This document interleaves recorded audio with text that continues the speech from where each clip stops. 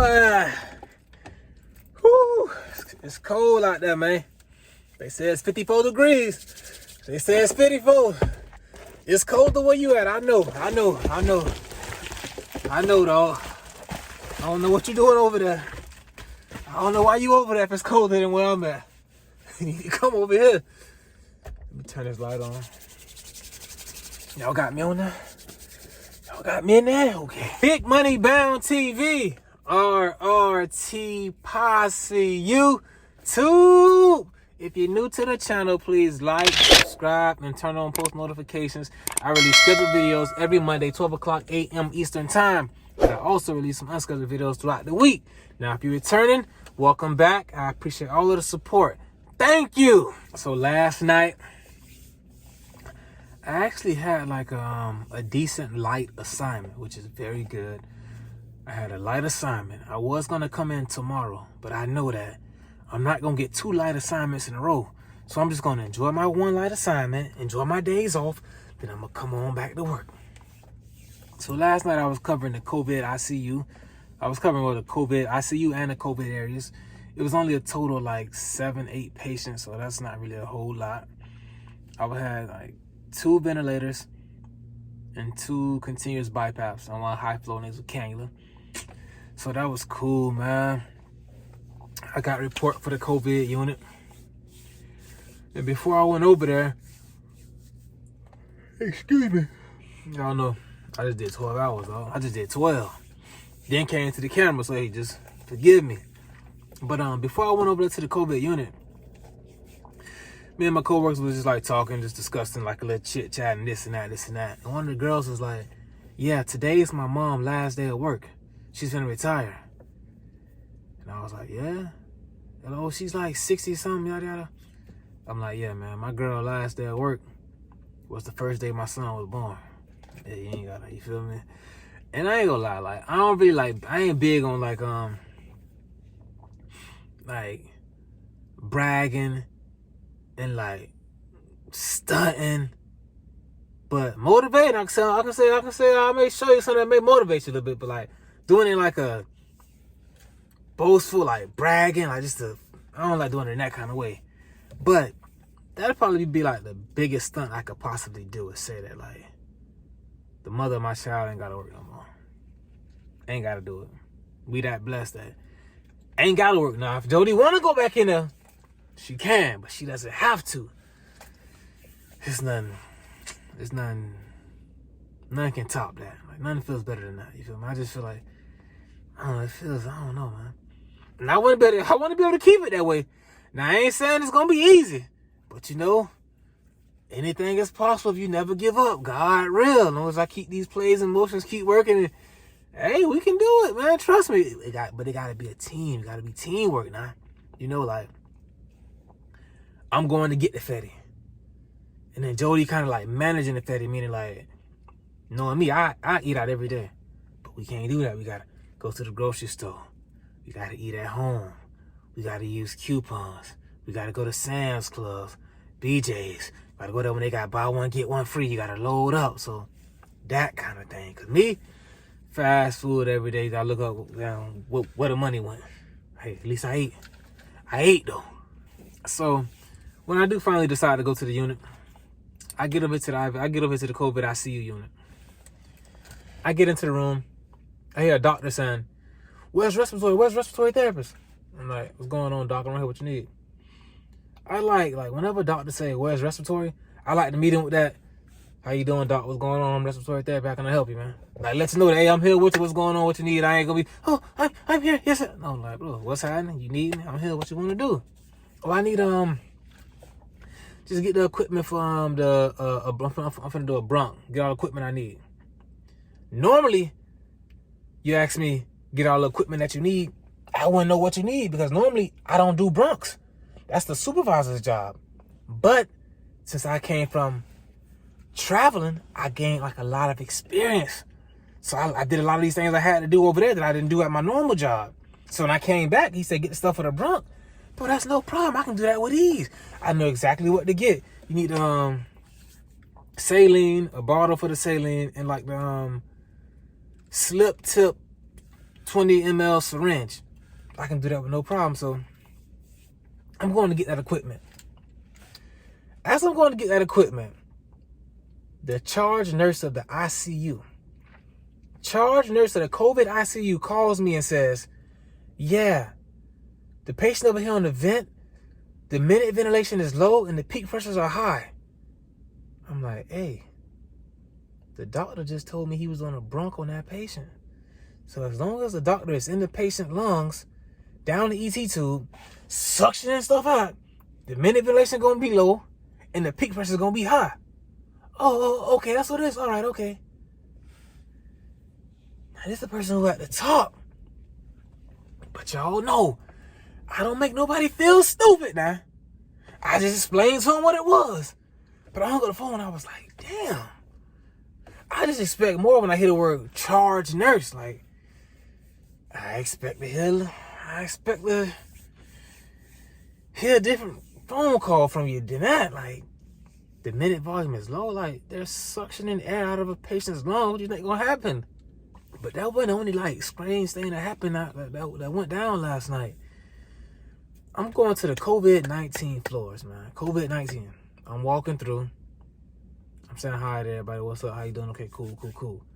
A lady stopped me and said, hey, a lady that's wearing a level one mask around COVID-19 patients, a level 1 mask, said, hey, can you take this tray into this patient's room? Because I don't have my N95 mask on. I'm like, why are you not wearing an N95? Oh yeah, they didn't give me one. I'm not gonna be like near the patients. You're not gonna be near the patients, but you're gonna be near somebody who was just near the patient. Oh no, I won't. I'm trying to tell you why you need an N95 on to protect yourself. And you trying to tell me why you want to wear level 1 around COVID-19 patients?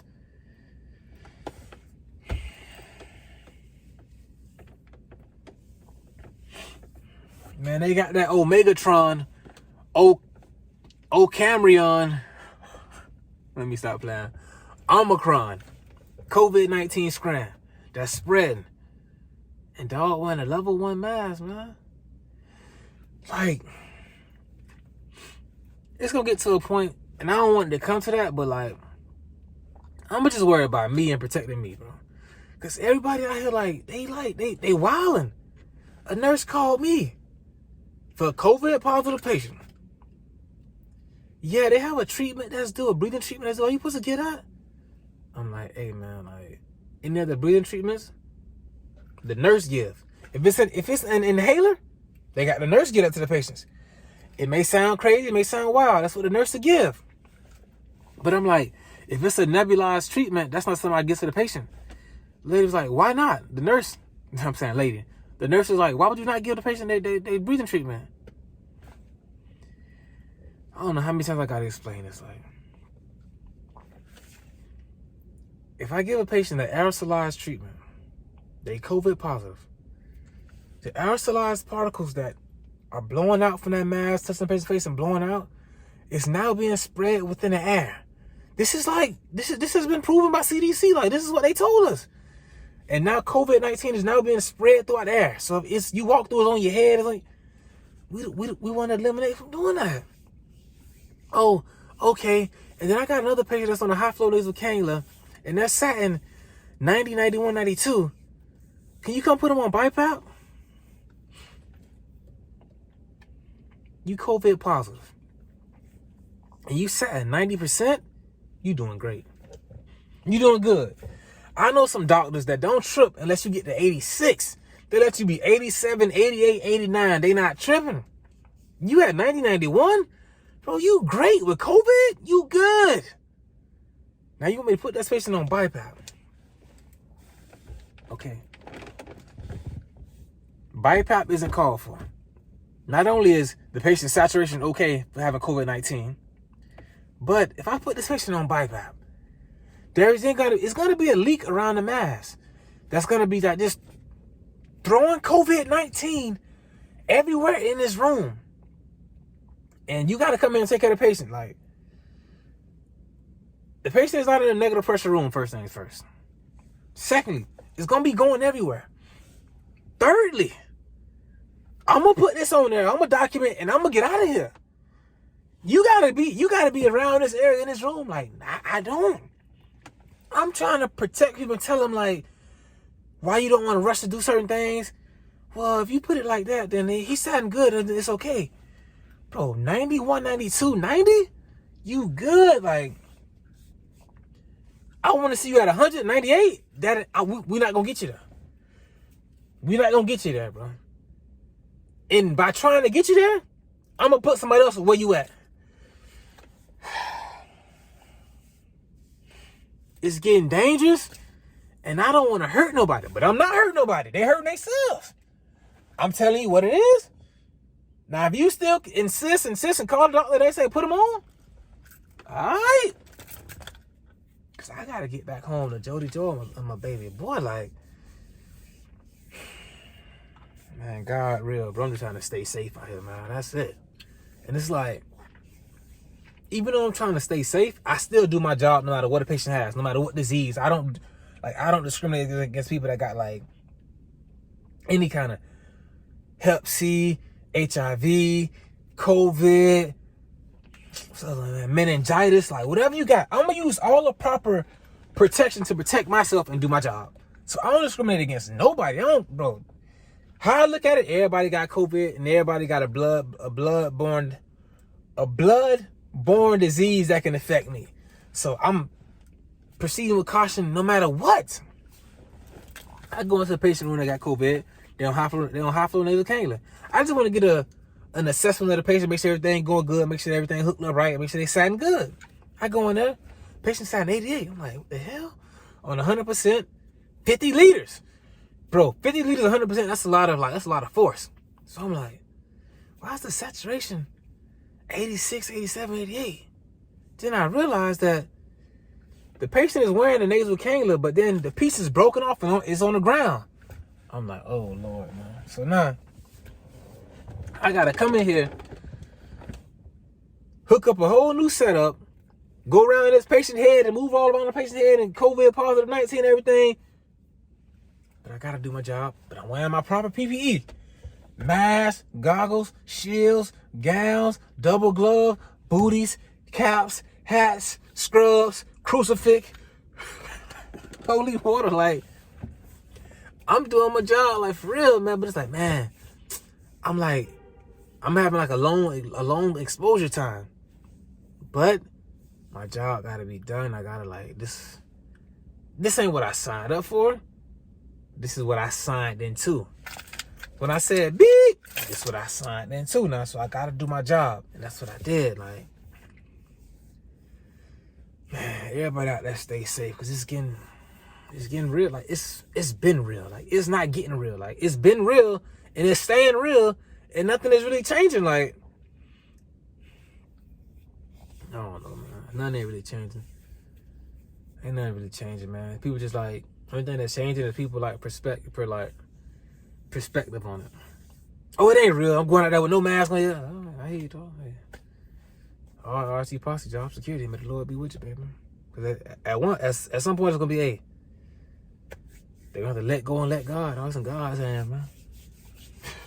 You go out and living crazy if you want to. COVID ain't real. Oh, I got you, man. I got you. I hear you. I ain't saying it's real. I just said I heard you. That's it. I ain't said it's real. I ain't said it's fake. I just said I heard you, though. Hey, the last thing, man. A patient was on an ECMO patient that had an A-line in. Somehow the A-line stopped working. The doctor tried to reinsert it. Couldn't do it. Why these people called me to get an ABG on this patient? The doctor couldn't get an A-line. You can't feel a pulse. Randy, just come and give it a try. I walk into the room. Y'all know, like, those tennis bracelets, like those tennis armbands? It's like a tennis armband of, like, gauze and, like, sutured up, like, tape. They want me to come in here and try to get a stick. So I go in the room. Y'all know me. I'm looking like, what the? I'm looking back like, what the hell going on? The doctor said to me, are you okay, dude? You look like you seem lost. I'm like, no, I ain't lost, but thank you for checking up on me. I continue to look crazy. What That lady say, do you need some help? You want some help? I'm like, no, I'm trying to look at like, it's this bloody in here. And you want me to try to come get an ABG? How, the doctor couldn't get it with an A-line kit. But you want me to try with one little needle stick?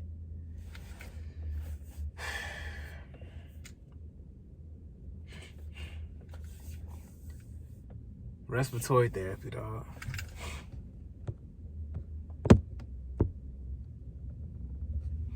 RRT posse, man. That's just another day in the life, dog. Like, y'all stay safe out there, man, because this stuff is serious, dog. But I don't think everybody ain't taking it serious, man. But at the same time, you can't stay caged up, dog, because I already got my vacation paid for, dog. My vacation paid for, dog. What we going on? Cancun? I think that's what we going on, dog, but it's time to go. I'm finna be vacating, bro. Cancun, Colorado, California, Dubai. I've been there. Like, I'm going, bro. This shit's up, man. Gotta have that channel membership, though.